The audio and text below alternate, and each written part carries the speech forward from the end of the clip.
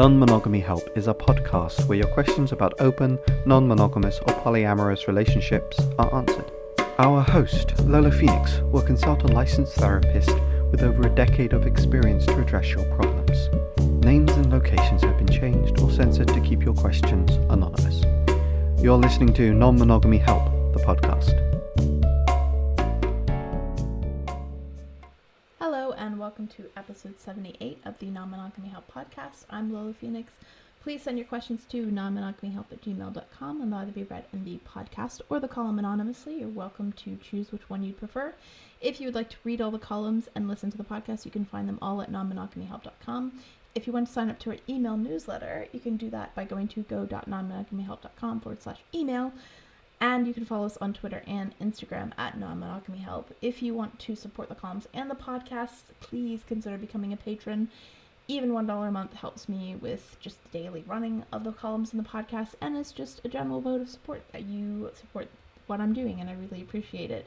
And you can do that by going to patreon.com/Lola Phoenix. And if you donate $5 or more a month, your name, with your permission, will be read at the end of the podcast. Let's get to this week's discussion question. If this is the first time you're hearing this, every week before I read the letter, I put forth a discussion question that you can use with your friends, partners, metamors, anyone that you want to get to know a little bit more. I also answer it myself briefly to give you a little bit of context. This week's question is, what would you do if your family did not like one of your partners? This question is kind of like a not really applicable thing for me because I don't really have any kind of connections with my family. So it doesn't really matter to me if they do or don't like any of my partners. They've never met any of my partners. But I feel like if I were in this situation, I think the best thing that I would do is just try to draw really clear boundaries. And I think it's also really important, especially if you have a partner who comes from a situation like mine where they don't have any contact with their family and it's been pretty difficult for them. Putting them in positions to interact with your family can actually be really quite difficult. And even if your family are nice, sometimes that is hard. I've had a lot of situations where I've had to be in those kind of situations and it really ramps my anxiety up, and I really did wish that I didn't have to be in those situations.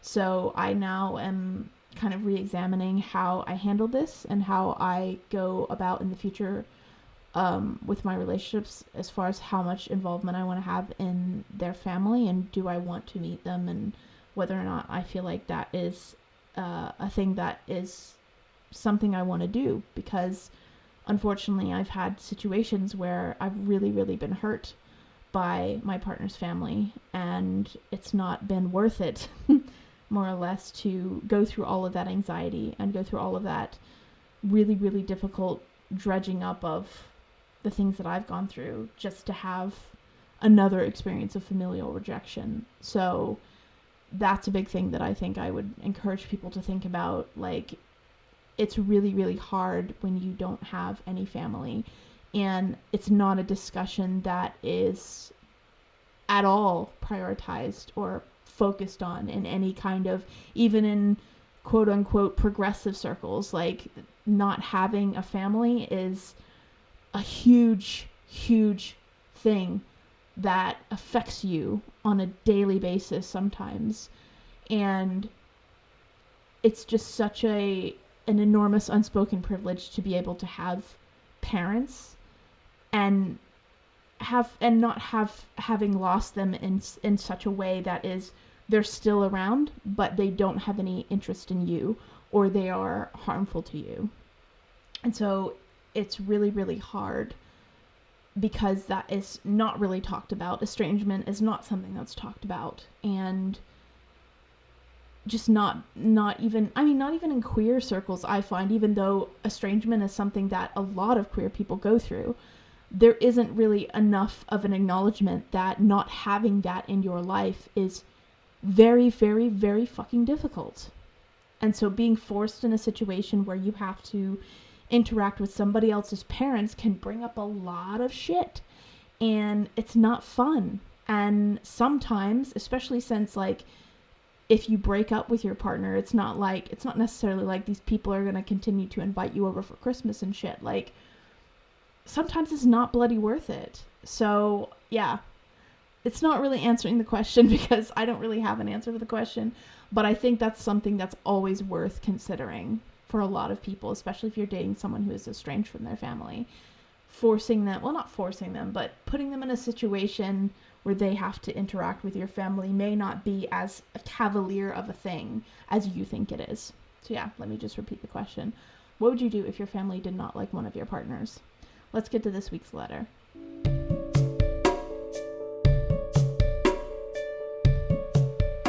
My wife of 2 years has recently come to me with this. I don't know how to take it, and she says it's definitely not about sex. It's about making connections with people. I've only been able to connect to certain people in my life. She obviously is one, but she wants deep connections with more people. I don't know that I could ever handle her having sex with someone.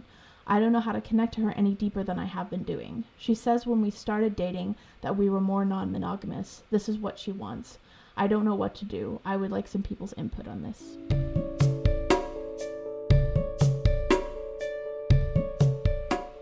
Before we get to this week's answer, I'm going to quickly plug this episode's sponsor, BetterHelp. Quite often in a lot of my columns and podcasts, I encourage people to seek a polyamory-friendly therapist, and for a lot of people that's not necessarily an option. BetterHelp allows you to find therapists online that you can send messages to at any time of the day, and they do offer some financial aid if you need it. You can get 10% off your first month by using the promo code Non-Monogamy Help or going to betterhelp.com/non-monogamy help. Let's get to this week's answer.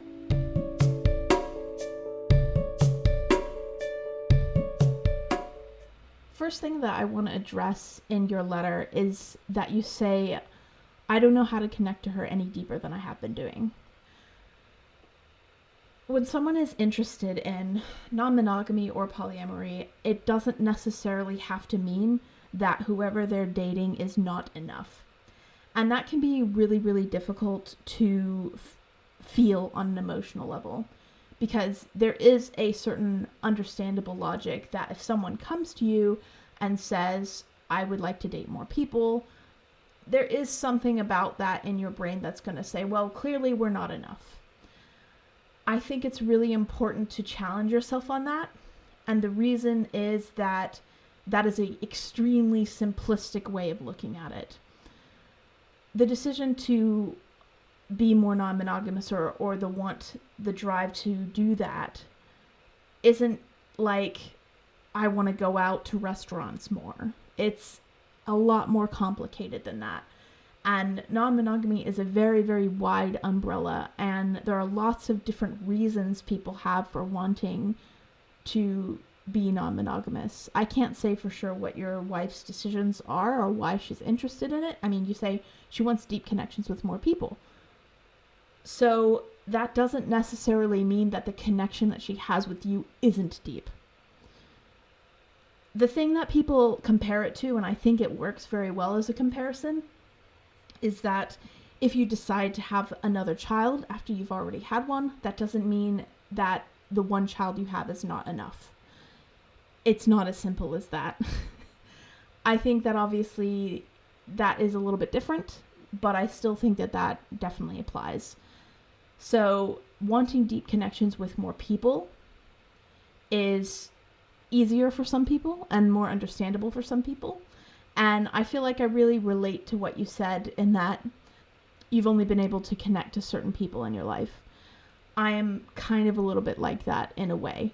I don't necessarily find myself easily being social. I'm an introvert. I'm not really a person that likes chit chat and things like that. So I don't necessarily find it easy to have deep connections with people. Those take time, and that's hard. And I find it difficult even to get rid of connections that I've had, even when they are not actually very good and healthy connections, because they're deep connections that I've known these people for a long time. It's harder to let go of. And so I understand how you feel about that. She is a little bit different, but the important thing to remember is that her wanting other connections doesn't necessarily mean that there's a problem with yours. So when you say, I don't know how to connect to her any deeper than I have been doing, there's nothing that you can personally do to change how or what she desires as far as romance.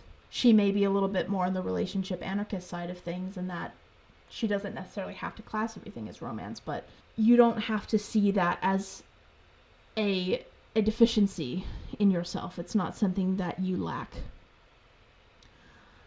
She said that when you started dating, you were a little bit more non-monogamous. I don't know if that meant that you did date other people in the beginning, but if she is comparing it to a time previous that you've had, you don't really mention whether or not you enjoyed that or whether or not you didn't enjoy that.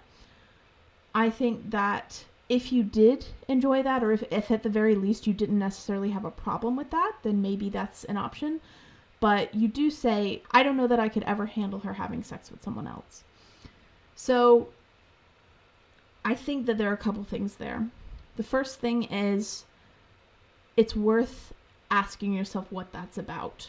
Even people who are non-monogamous or polyamorous, it happens quite a lot, actually, that there's a couple and one of them wants to be non-monogamous and the other isn't too sure. They go ahead and do it. The person who didn't really want to be non-monogamous finds a date, and the person who instigated the whole thing suddenly finds themselves in a very interesting position where they're feeling a lot of feelings about their partner being with someone else. It's very unrealistic to expect yourself, especially if you grew up in a society where monogamy was the only option that was presented to you, and not only the only option, but the only option with added cultural baggage. So there's lots of things that we tack onto monogamy, at least in the culture that I'm in, which is, one person should be good enough for you. One person is, there is the one, which is the person you're destined to be with, and they should fulfill every need, and, you shouldn't need anything from anybody. There's a lot of that stuff that's tacked on.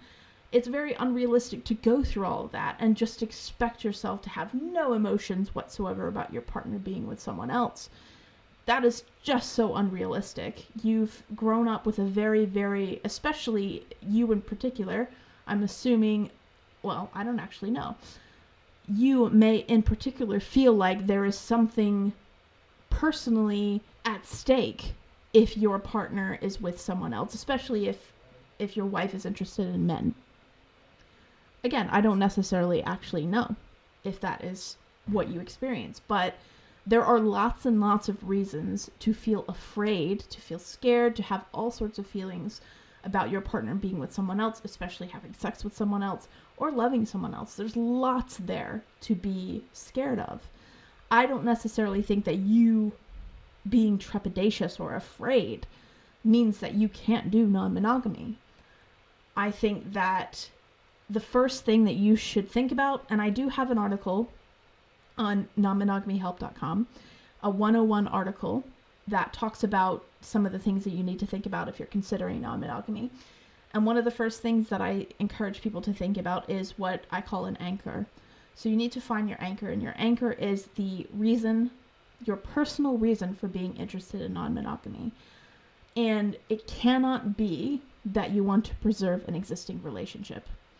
And that can be a very small thing. Like, it can be that you enjoy spending time alone. It doesn't even necessarily have to be that you have an interest in dating other people. It can be that I enjoy spending time alone. I like my alone time. If my partner is out and on a date, then I get the house to myself. Like, there needs to be something personal that isn't saving the relationship that draws you to non-monogamy, or that you can think of when you're in times of kind of emotional upset, because you most likely will be an emotional upset at some point. It is very, very rare that you would just be able to be like, oh, I'm fine. Even people who are super interested in non-monogamy get kind of scared when their partner's with someone else. It's very normal. I think if you can find an anchor, if you can find a reason that isn't saving this relationship to be interested in non-monogamy, then it's worth a try. One thing that I will say is the reason why I say your anchor cannot be to save your relationship is that a non-monogamous relationship is different. It is not monogamy with an upgrade. It's not monogamy with a few added benefits. It is a different way of doing things. Accepting non-monogamy on a fundamental level means accepting that your partner will not spend 100% of their time with you. This is true for some monogamous relationships. If you have a partner who has a time-intensive career, If you are with a partner who maybe is in some type of military service or in Peace Corps or something like that where they have to travel overseas, you also have to accept that too if you want to be in that relationship. Not every monogamous person wants that type of relationship because they don't want their partner to spend so much time away from them. It's very, very important that you are able to accept that and go, okay, I can accept that. The anchor is what you use to say, okay, this is what I'm interested in. The reason why it can't be that is because fundamentally everything is at some point going to change. Trying to use that as an anchor is like trying to hold on to, is like expecting that if your relationship goes from in-person to long distance, it's expecting that your relationship will be the exact same long distance as it is in person. It's not to say that long distance relationships are less than, but they are different. They are different to an in-person relationship. Some people can do long distance, some people cannot, and there are lots of different reasons why. But if you were holding on to a relationship and you go long distance to hold on to that relationship and you have the expectation that your relationship will not change, then you are going to be sorely disappointed.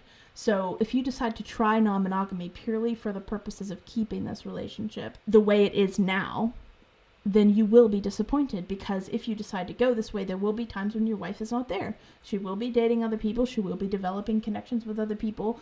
And that is something that you negotiate as and when. But you can't expect that you're going to say yes to non-monogamy and nothing will change. Things will change. And that is just part of it. Another thing that I'll say, which is also in the article, if you have a look at it, is that people can be convinced of the safety of monogamy by society and feel a lot more emotions in non-monogamy because it is not socially reinforced. You know, you could break up with your wife and meet someone, be with that person for 10 years, and they could leave you overnight. The assumption that monogamy is safer and that it will automatically mean that someone will stay with you, that you will have a long-term relationship, that relationship will last until someone in it doesn't make it out alive, is not true. We think that monogamy is safer because there's all of these cultural scripts, there's all of these things that society tells us that say, you know, especially the relationship escalator, which I definitely think you should look up. You know, you meet, you date, you get married, and you go up the steps, and those steps reinforce the idea that this is secure. But it's not actually secure necessarily. People can, regardless of whether they're monogamous or polyamorous, people can meet someone new, fall in love with someone else, and leave you. That is something that can happen. And being monogamous won't protect you from that.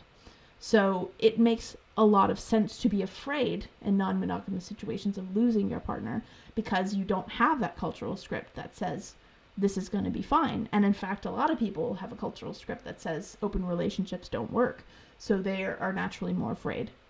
I think that, to sum up kind of what I said, your wife being interested in deep connections with other people isn't an indication that your connection with her isn't deep.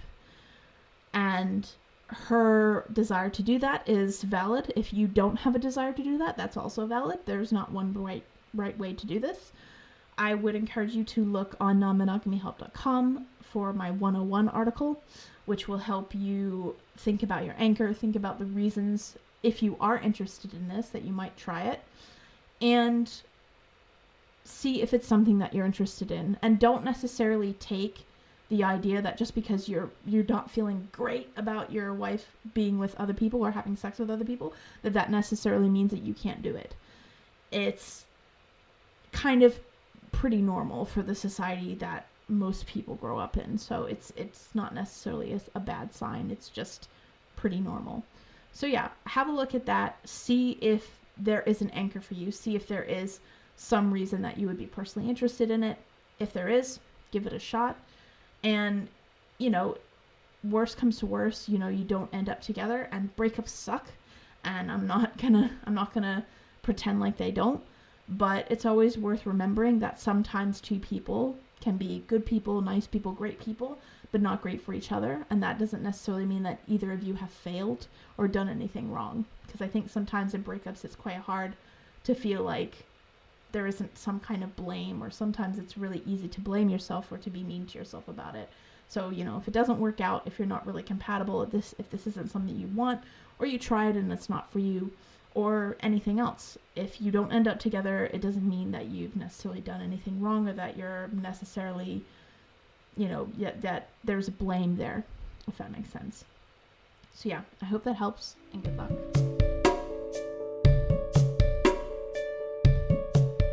Thank you for listening to episode 78 of the Non-Monogamy Help podcast. If you want to be awesome, you can donate to Patreon, actually. Donating $5 or more a month means your name, with your permission, will be read at the end of the podcast. This week's current patrons are Laura Boylan, Chris Albury-Jones, Juke, Ellen Robinson, Nikki Jones, James Wartell, and Leo Yaki. If for whatever reason you can't become a patron because life happens, I get it. If you could take 5 minutes and log into iTunes, you can find the podcast, rate and review it, and that would be so helpful. I'd really appreciate that. It helps me get the podcast out there to new people. If you don't want to write a review and you just want to do a rating, that is still also very much appreciated. So yeah, if you have 5 minutes to spare, please do that if you can. But that's all for this week. You can get a new column next Friday, another podcast episode in a fortnight. Thank you again for listening. You've been listening to Non-Monogamy Help. Our podcast music has been provided by Chris Albury-Jones at albury-jones.com, and the art was made by Dom Jung at domduong.com. Thank you for listening.